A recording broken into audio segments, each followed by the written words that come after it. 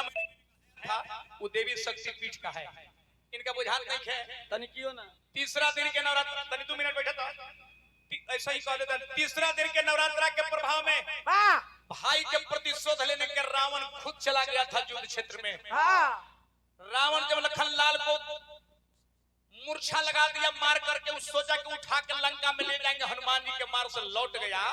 और जब लौट गया तो चौथा दिन मेघनाथ अपना बाप के अपमान से धनुष्मान उठा लेता है। हर एक नवरात्रा के प्रभाव इनका बुझाता नवरात्रा बुझाता तो भैया ये पूर्वी के भाव लागो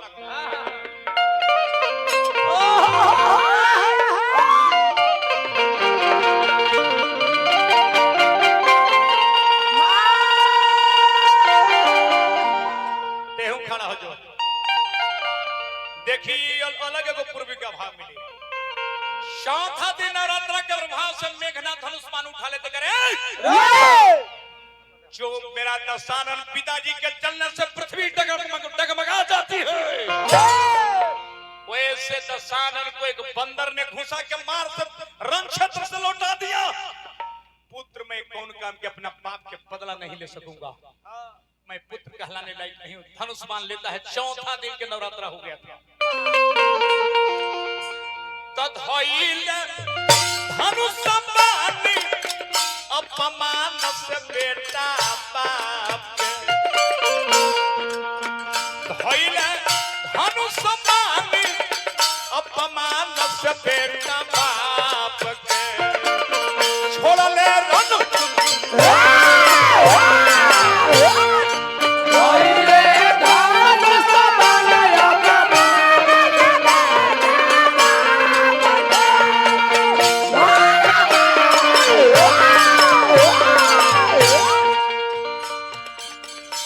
फालतू बोला झूठ मूठ के लोग के पूर्वक बनावो कौनिहार नहीं खातू हमारा तो इनका फ्री में मार के विदागी ना दी हमसे आइल बन नवरात्रा में कुछ बुझाता यूट्यूबर देखे मोबाइल में परीक्षा में की गाय पर लेख लिखो आ कुत्ता पर लिख दिए कोई नंबर में माइनस में 0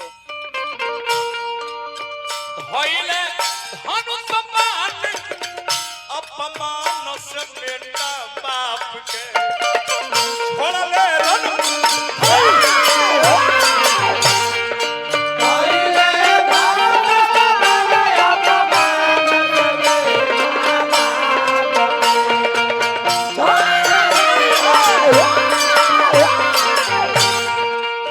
के माई के दूध पिला बारा तपसी के पियोने माई के दूध हर जोड़ामा खा लगी होके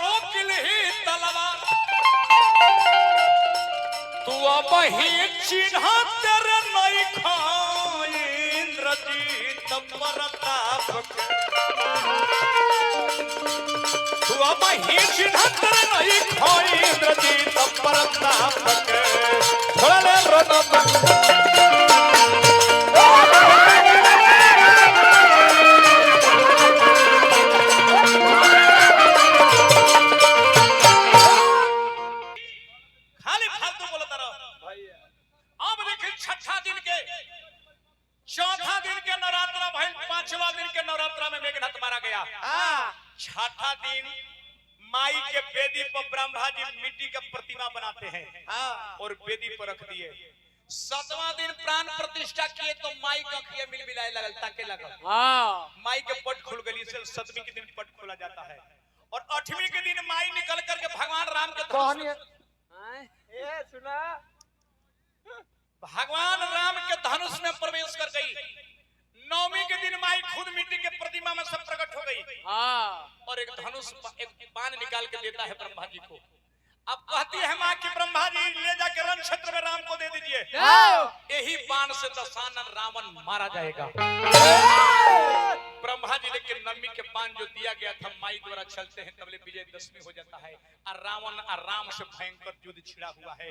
राम गर्दन को काटते हैं लेकिन मायावी रावण के गर्दन फिर हंसते हंसते आके जुट जाता है। राम चिंता में पड़े हुए कि रावण कैसे मारा जाएगा और तबले ब्रह्मा जी पहुंचते हैं। चलाओ ना। हमने के कथवा सुन के मोबाइल में हमने जो रखावत है महाराज बहुत तरह की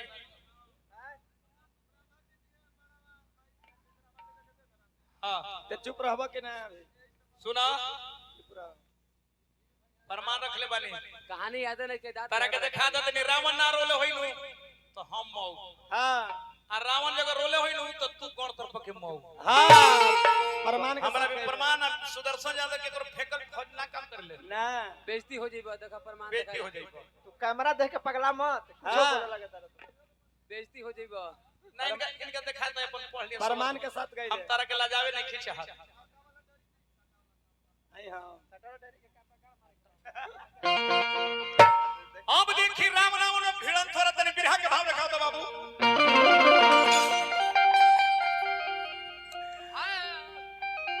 अरे कोइले रामा नामा जाके अरे कोइले रामा नामा जाके आराम से भिड़ा नवा रानवा भइले ना हो रानवा भइले ना ओही जग मोयला नवा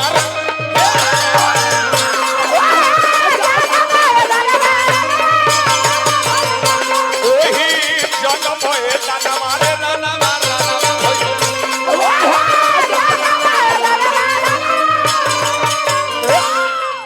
वो दिन डोले लागल धरती कांपे लागल समान हो कतने के गर्दन से गुजरे लागल पान हो हाथ माथा कटी के तो है भगवती माई नवरात्रा के प्रभाव से भगवान राम जब छलनी छलनी करे लगले निशाचर के सेना के तो खून के नदी बहे लागल। उन नदी में हाथ माथ तहे लगल कटकट के। ए बाबू का है आरे कोठी करंदनवा तो हो ए बाबू कोठी के करंदनवा तो हो आ रावण खोन दनवा रानवा भइले ना हो ए रानवा भइले ना ओही जग मोय तलवार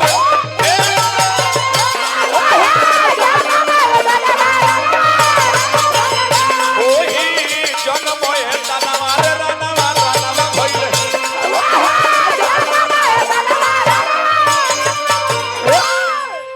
तबले रावण के गर्दनमा कटता है या के जुट जाता है। भगवान चिंता में पड़ गए कि रावण नहीं मारा जाएगा अब।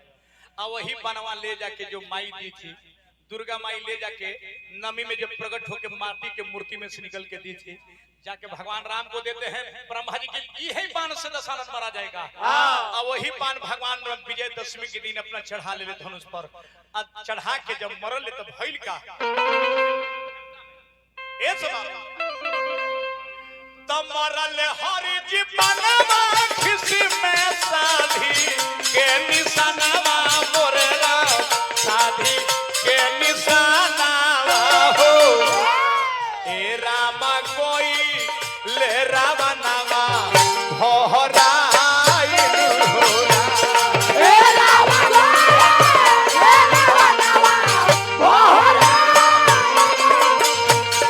ए राम कोई ले रावणवा भोहराई होला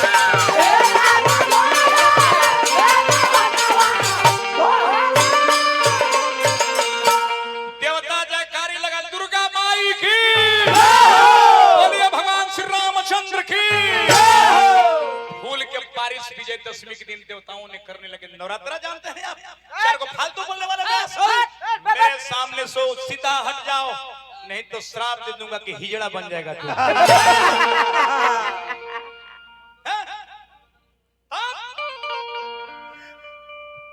तो कोई ले जयकार देवता छीटे ले सुमनावा मोरे राम, छीटे ले सुमनावा हो। ए राम उठो ले मतो दरी के रोआई हो।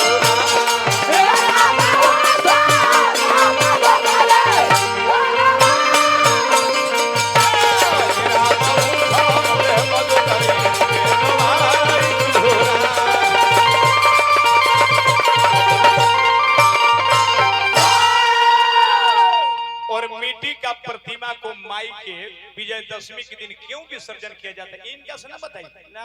अभी पढ़ फिर बता दे तो खुजर खुजर करे लगे दूसरा के सामने। पढ़ देखो जब प्रमाण रखल बा देवी शक्ति पीठ, उसमें नवरात्रा का वर्णन किया गया है। तू जो गावतार नवरात्रा वो आश्विन महीना में भगवान प्रवसन गिरी पर नवरात्रा ना कइले रहले ना, ई आश्विन महीना के हो। अल्लाह जाइबो ना करी मर देती है। अरे मदे बिना राजा के कोनो राज ना होला, ना होला। बिना आदमी के कोनो समाज ना होला, ना होला। बाकी बेहाया के मुंह में ना देहाती।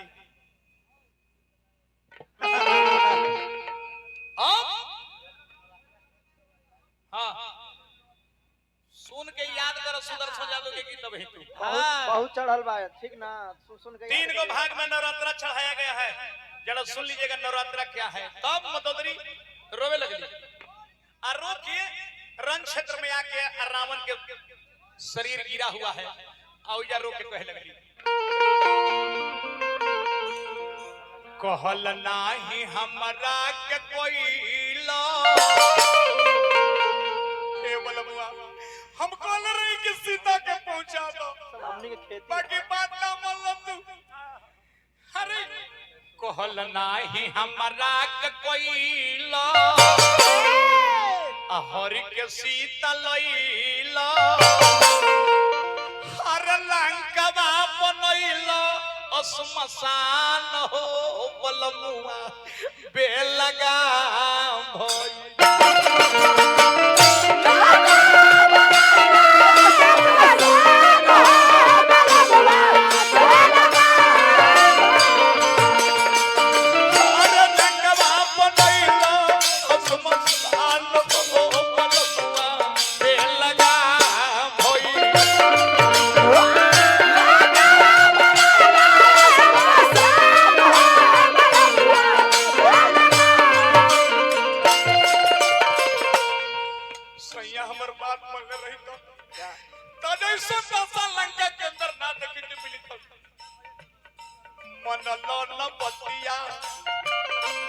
अपने कहल कइला अपने तो कइला नव हाथ पगहोल गई।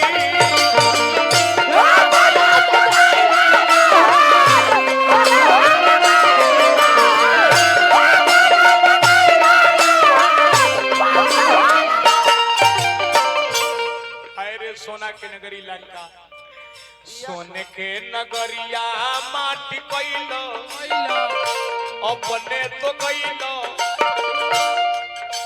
भारत कला पलौता बिरान हो बलमुआ बेलगा भई।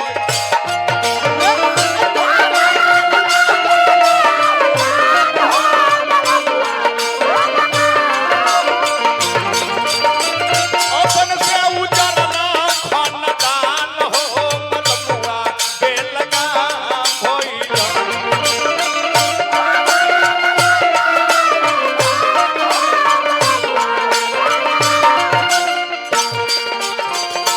यही विजयदशमी है बाबू। 10 सिर वाला हार गया, हनन हो गया, इसका नाम है दशहरा।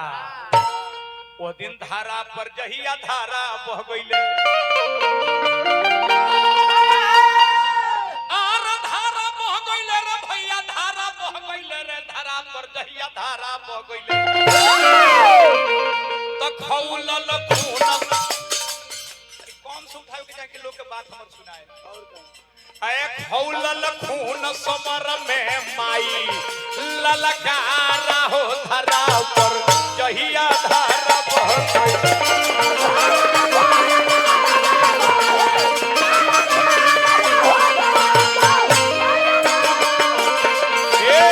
हौलल खून समर में बनी बनी के गारा हो धरा पर जहिया धारा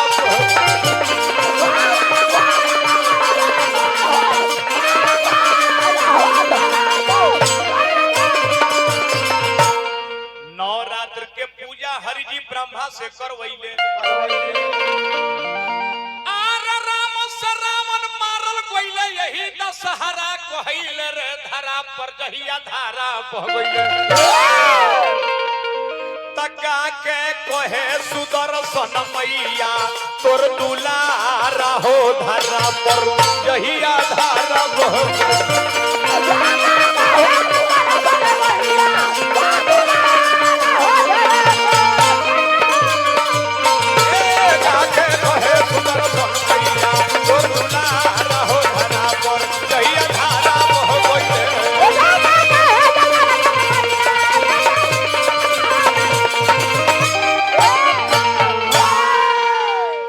इसका नाम दशहरा है पुत्रु।